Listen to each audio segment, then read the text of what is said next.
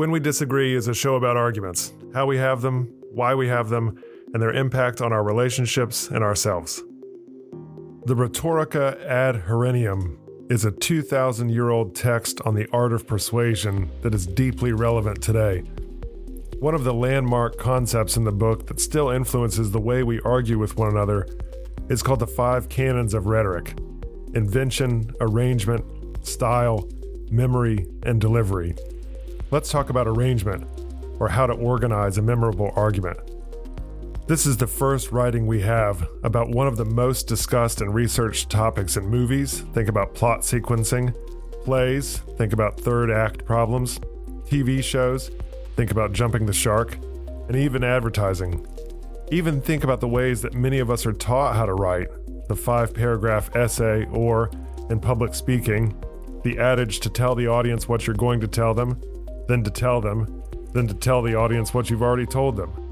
Near replicas of these ideas are in this ancient book, which recommended that all speeches have the following parts, and I'm about to butcher the Latin on this: the exordium, or the introduction of your topic; the narratio, the thesis or the main takeaway of the speech; the divisio, the preview of the main arguments; the confirmatio, the body of the address; and the refutatio, noting that some might disagree and then rebutting their potential counterclaims; and then finally the conclusio, a memorable statement of the basic ideas so that the audience feels the gravity and urgency of the situation the speaker's talking about.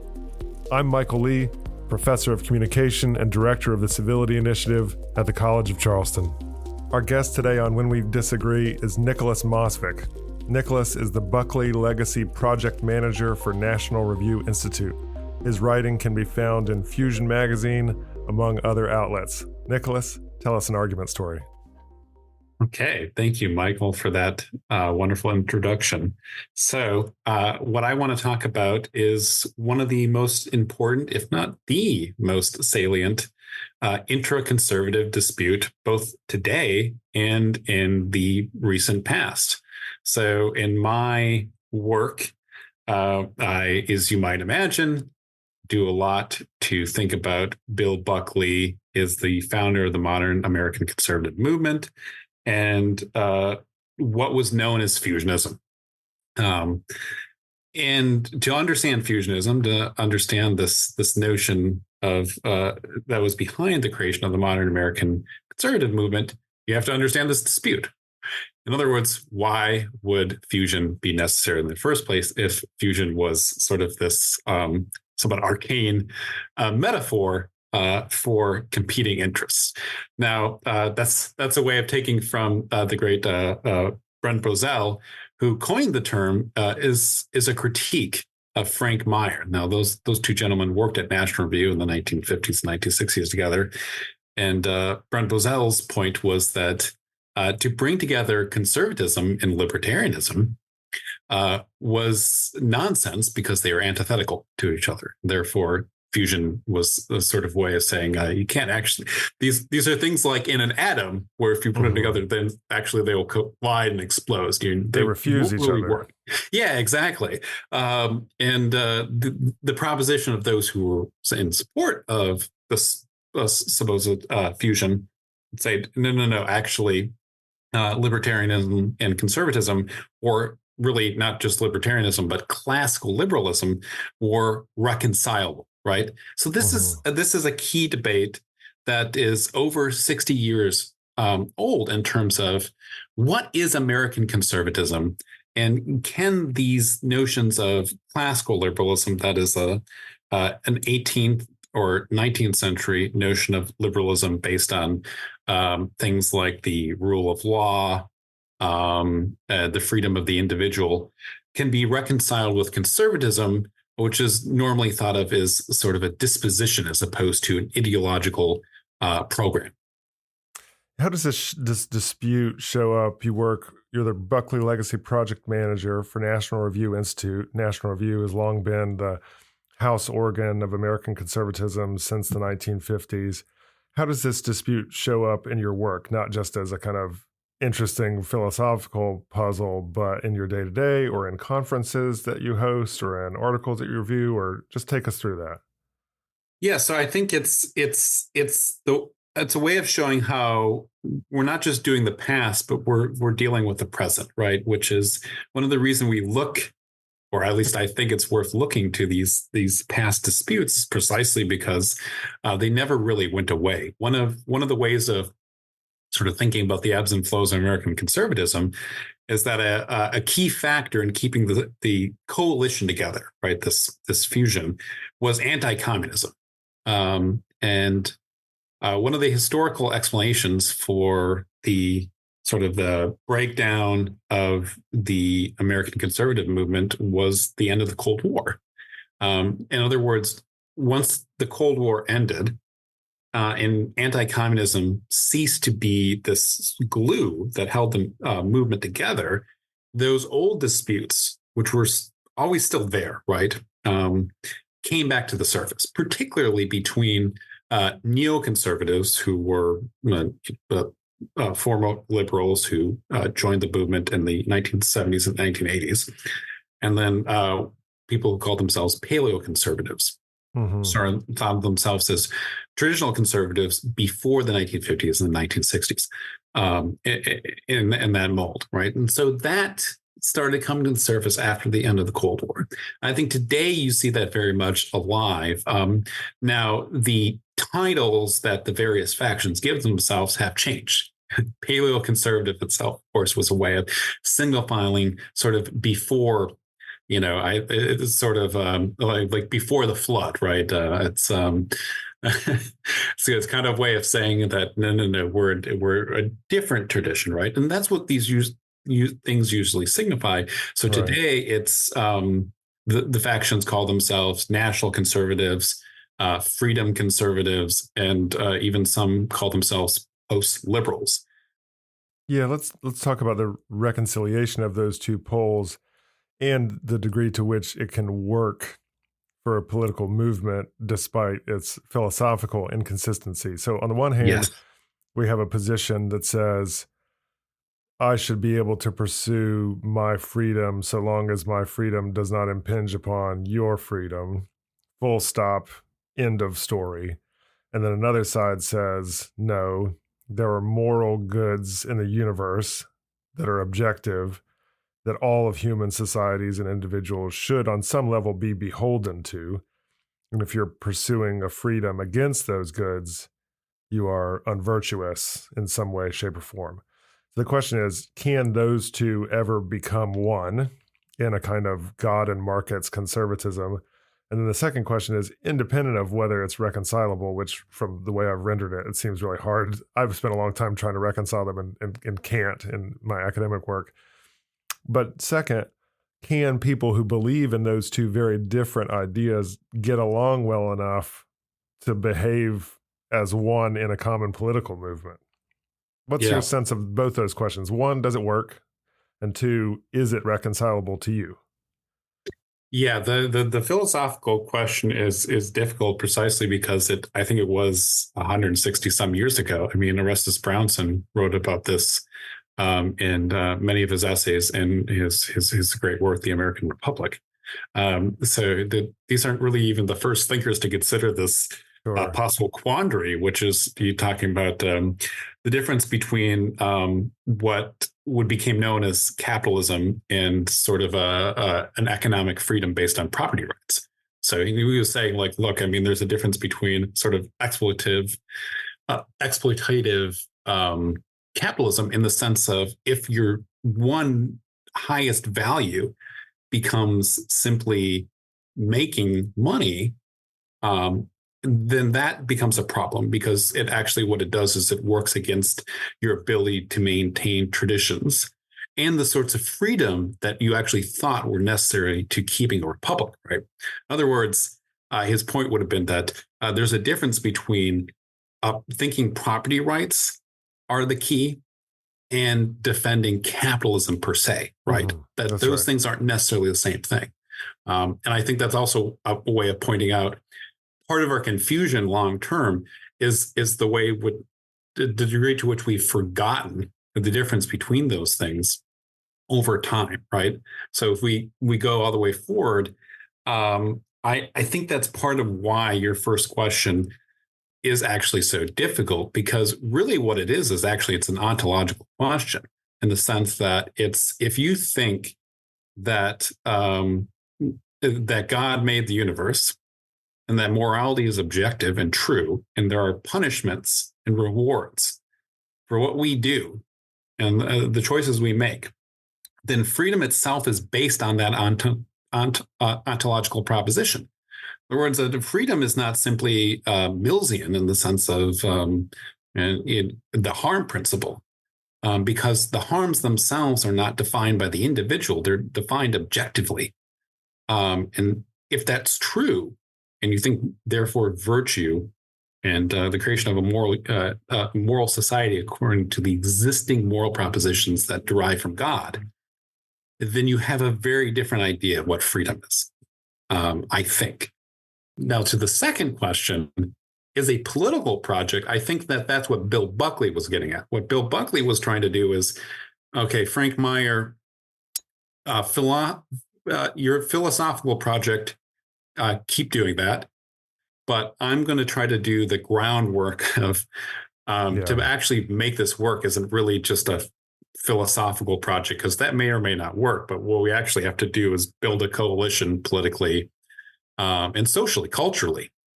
How do we do that? We make institutions, we make parties, we do all sorts of things that make that work. And the other thing that Bill pointed out in one of his more famous essays, which was on the question of, can an atheist basically be a conservative? Right. In his answer to that was, well, it depends on whether or not they maintain a certain respect and understanding and veneration for those ontological propositions. In other words, if they, as he put it, if they're a God hater, then it's impossible. Yeah, if they don't like religious people, then it's difficult to find space. Yes. And let's talk about the kind of brass tacks of this a little bit, because whether this dispute is over Christians versus atheistic, agnostic, libertarians, or whether the dispute is over kind of capitalist versus communalists, how should society be organized, first with the community or first with the individual? We're still talking about a huge split on the right. But the way that this shows up in most people's lives who haven't read these relatively obscure essays and books is in politics or politicians or American presidents or what the Republican Party is doing in any way, shape, and form. And it seems very clear to a lot of us that the party can be pulled in two different directions, because conservatism is pulled in two different directions. One is towards libertarian, pro-business, laissez-faire economics, or even corporate kinds of welfare, or towards the religious right, to use a kind of catch-all term for that. And so to many of us on the outside looking in who don't work for the Republican Party or the conservative movement in any way, shape, or form, it can seem like, well, which Republican Party is going to show up in a future administration? A Republican Party that looks more libertarian in a kind of Barry Goldwater-ish, union-busting Reagan kind of a way, a Cold Warrior internationalist Reagan plus George W. Bush kind of a way, a national first, make America great again kind of a way, like Trump, or some fusion of all three, or an even more aggressive Mike Pence Christian nationalist kind of way. So how does this show up for you? How do these tensions you see in the philosophy of conservatism show up in conservative politics on the ground? Yeah, I think it's actually something interesting I came out in your question, and I don't know that this was on purpose, but it struck me, which is one way to even describe sort of the new Republican Party and Trump himself as a political figure is it is in some ways perhaps a new fusion. And what I mean by that is there are disparate elements in that coalition and that idea of politics. That assessment, I'm not sure has been made that often, but nonetheless, I think that that's true. And just in the way that the success of the first fusion politically was was Nixon in 1968. You have Bill Buckley's run for mayor in 1965 of New York City, which is very important. But really, the first you had two major Republican politicians who ran on similar platforms who won. One is Nixon in 1968. The other is Ronald Reagan for governor of California in 1966. Similar platforms. Yes, precisely. But are those also somewhat disparate elements in terms of the underlying philosophy having some difficulties? I think that's true. How do you maintain that and maintain that balance? It's a difficult one. I think it's actually also precisely why you see on the right today such energy in these disputes, trying to figure them out and trying to see we have political success and a rising movement. But what is the underlying philosophy? Is it more communal? Is it more right. Is it more libertarian? Which is it? And sometimes the answer seems in part it depends on the particular issue or policy question, right? If you look at Trump, support for Trump, even for instance, you will find traditional conservatives, libertarians, former Reagan fusionist type people, and you'll find people very much against him who also fit those descriptions. Sure. And therefore that even that kind of support tells you something about to build coalitions in the American constitutional political tradition always requires this, and therefore in some sense Madison remains right. Let me close on a personal note here. So you've spent much of your professional career not just studying, but participating in this, to put it maybe in an exaggerated way, a kind of like Royal Rumble on the right. There are many, many fighters for the soul of American conservatism.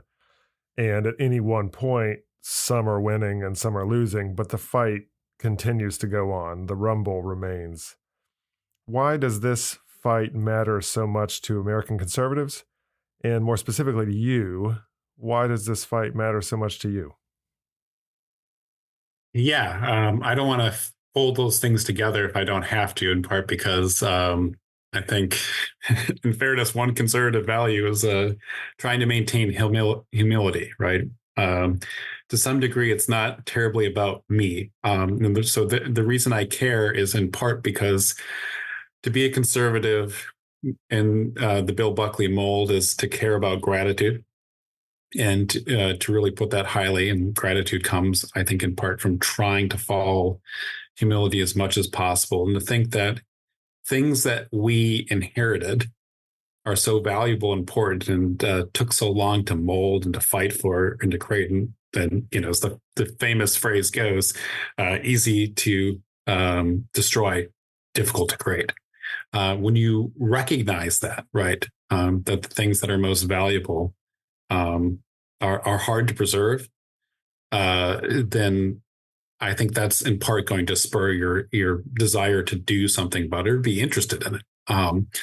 But I think the other part is my scholarly background is history, and I'm naturally drawn to the war over ideas and who we are and what it is exactly that we're preserving. So, and in some ways, I think it also just derives from my interest in fights that exist even amongst historians, right? Which is what ideas, what propositions are behind this nation?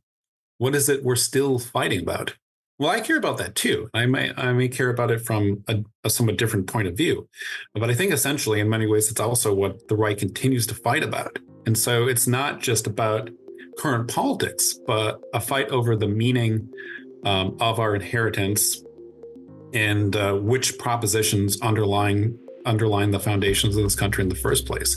And so it's a political battle and it's a current battle, but it's also one about ideas in history and moral values. And I think there couldn't be a more conservative fight in that sense.